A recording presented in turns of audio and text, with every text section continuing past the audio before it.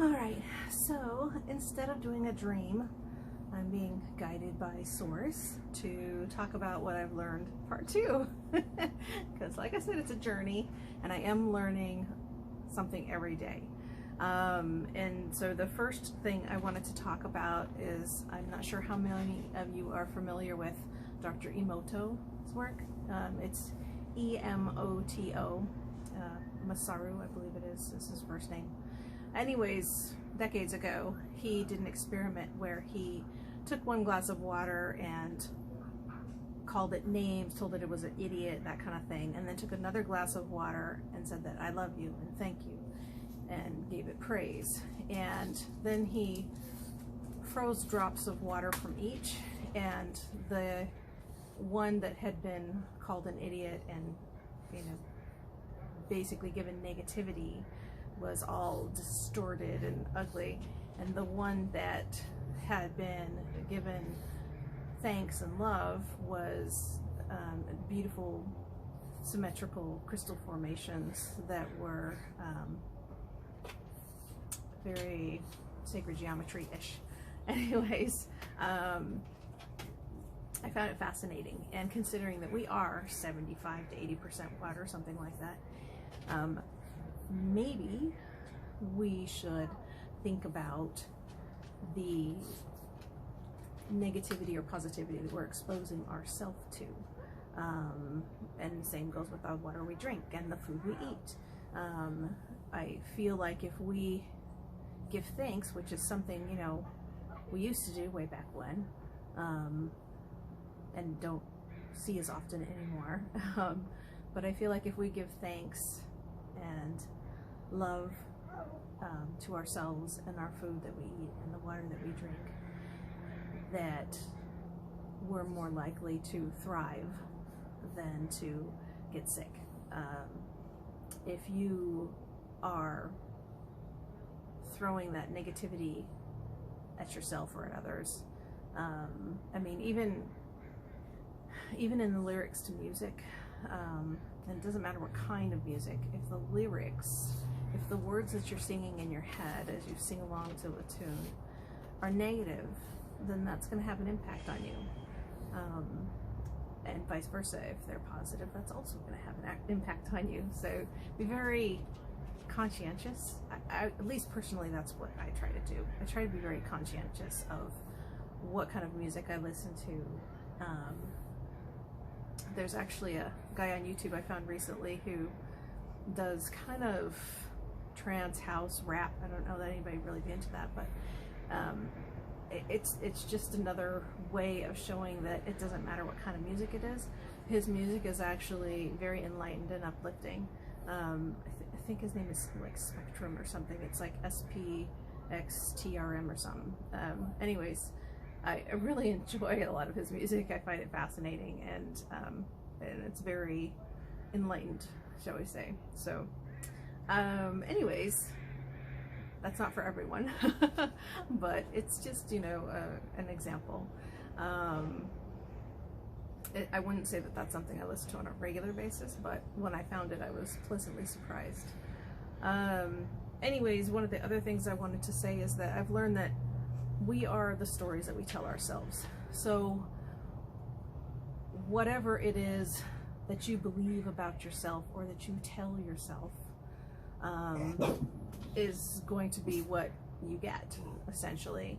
Hey, it's okay. Thank you. Thank you for protecting Mama. Sorry, my little guard dog, Frenchie. Anyways, but what I'm getting at is that if you tell yourself, oh, things never go right for me, or if something weird's gonna happen, it's always gonna be to me, then yeah, that's exactly what you're gonna get. But if you tell yourself, I'm so lucky, I have so much good, and good things are always coming my way, and you know what, life is beautiful and fantastic, then again, that's what you're gonna get. So it helps to pay attention to your words, both that you speak to other people and that you speak to yourself. Because for a long time I was wishing for better, but putting tons of negativity out there about the world around me and myself. And that was a hard lesson to learn, but I did learn it. And sometimes it takes extreme circumstances to realize that that's what's going on. And a lot of people, when they start on their spiritual journey, it's because of some dramatic event that happened, right? You know, divorce, abuse, car wreck, cancer. I mean, there's a plethora of crappy things that happen to people. And sometimes that's the impetus for starting down a spiritual path. But when you understand that things happen for you, not to you, then you can look back at those situations from a detached point of view and realize there was a lot I learned from that. Like for my situation in particular, it took me decades of abuse to realize that no, I'm worth more than that. I finally found my self-worth, but it took, you know, a lot of drama to get there. But I did finally learn my self-worth. And, you know, I learned that there are people that are just negative and you can't fix them, and it's not your job to fix them. And that was another hard one for me to understand, because I'm a healer by nature. I want to help people. But you just have to accept that there are some people who cannot be healed. There are some people who cannot be helped. Everyone has their own path. Everyone has their own journey that they have to go on. And we don't get to pick that. We don't get to choose that. We can only take care of ourselves. So it's basically time for us to start doing that. Instead of worrying about what everybody else is doing, we've got to focus on ourselves and take care of ourselves and understand what's going on in our mind and what we're attracting. Because do you want to attract good or do you want to attract crap? I would rather attract good, personally. Sorry, I don't mean to be preachy. It's just my own personal opinion. You can take it or leave it. And that's one of the other things I learned, is that I have to let go of guilt, shame. We've all done things in our lives that we don't feel proud of. There's been mistakes, and I choose to look at them as learning processes. There's no true mistake. If you get yourself back up, it's not a mistake. If you don't let that suck you down into depression and negativity, then it's not a mistake. You need to, well, if you can, you learn from it. And if you're having a hard time learning from it, then if nothing else, find something that makes you happy. If you find cat videos, whatever it is, puppy snuggles, whatever it is that makes you happy, and do more of that. Spend time being happy, smiling, laughing, playing. We need more of that in the world. Everybody's so dang serious all the time. And you have to understand that life is going to be ebb and flow. Just like the moon cycles, just like the tides. You're going to have times when you feel really aligned and really upbeat. And then there's going to be times when you don't. And that's okay. The point is to not get caught up in it. The point is to just let it happen and move forward, because we can't, again, always control our emotions, but if we can learn from them, it definitely helps. So, you know, take it easy on yourself. Give yourself a pass if you're having an off day. Don't beat yourself up about it if you sleep until 2, you know, don't do anything. You know, it's a sign maybe your body needed it. It's okay. And then the other thing that I've learned is to, in terms of manifesting, I used to think, you know, like I would have these wishes or dreams or whatever. I used to think about the thing, the object, the outcome. Instead of that, what I'm learning is to focus on how that feels. So if you won $1 million, how does that feel to you? Does it make you feel excited? Does it make you feel secure? Does it make you feel happy? And what part of that makes those feelings come? I mean, is it the money itself, or is it just the idea that you don't have to worry about bills? just like wishing for, you know, a divine counterpart, let's say.